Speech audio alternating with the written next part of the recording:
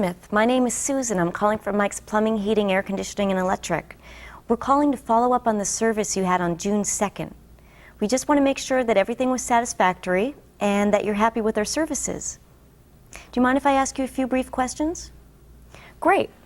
Well, first of all, did our service technician arrive on time? Great, I'm glad to hear that. And was he courteous and professional? Yes, our customers always say wonderful things about him. Do you think your air conditioner is working more efficiently now? Fabulous, I'm glad to hear that. Well, that's what I like to refer to as a happy call, a simple follow-up call that confirms that the customer is satisfied with the service they've received. And most of the time, these telephone conversations really are happy. After all, the happy call is first and foremost a practice that shows your customers that you care.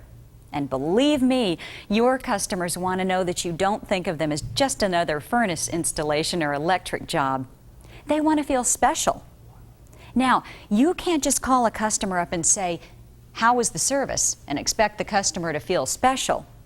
Listening to the customer and showing that you care is what makes them feel like they matter. You must always show empathy and interest in what they're saying, and you should be sure to use the customer's name and refer to the specific service they had done.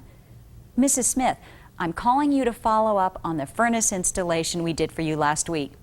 How is your new furnace working for you? Don't neglect this opportunity to build value in the services you provide. It's time to toot your own horn. Remind the customer what a good deal they got. Tell them that their new product is the best quality available. And let them know that they'll be happy with the product or service for years to come. Now, what happens if Mrs. Smith says that her new furnace is not working out well at all, and she was less than impressed with the tech who installed it?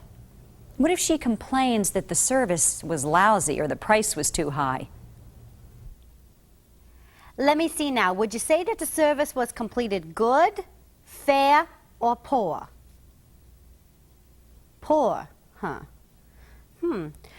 Okay, what about the tech's appearance? I mean, was it neat, clean, or poor? It wasn't too neat, huh? Well, you know, it's kind of hard for the guys to keep themselves clean. That doesn't sound like a very happy call, does it?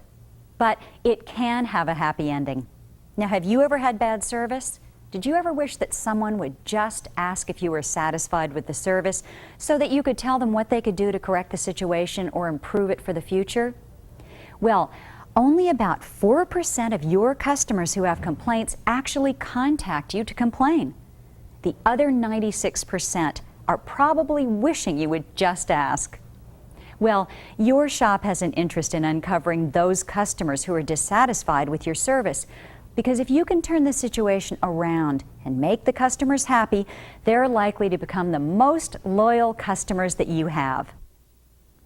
Was our service charge more than expected, less than expected, or about right? Really? Uh-huh. Okay, I see. Mr. Jones, what could we do to resolve that problem for you? Okay, I understand. Okay. Here's what I'm going to do, Mr. Jones. I'll research this matter and I'm going to review it with my manager.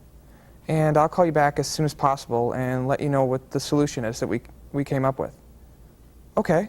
Will you be available to take a call between 10 a.m. and 11 a.m. tomorrow? Great. You know, Mr. Jones, I'm really glad that you shared your concern with us. Definitely, I'm very glad that you did that so that we have the opportunity to address it and not do this in the future. Feedback, good or bad, can help you improve your service.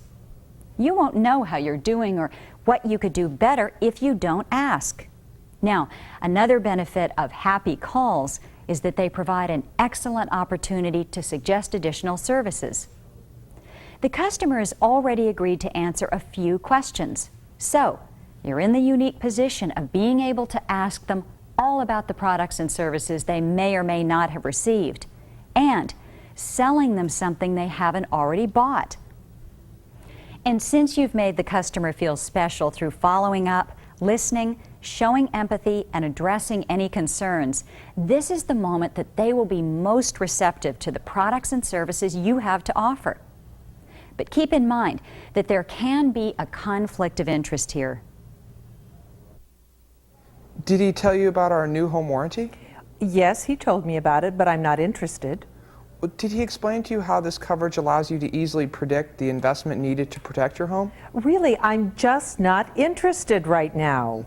I understand. How about if I just send some information in case you ever want to consider it in the future? Oh, well, okay, but I guess my husband might want to look at it. Oh. Okay. You want to sell additional services, but you also want the customer to know that your primary concern is their happiness. Feel the customer out. If she seems edgy when you offer additional services, don't push her. But if she seems receptive, build value in the service and offer to book the call. You may have just created a loyal customer for life.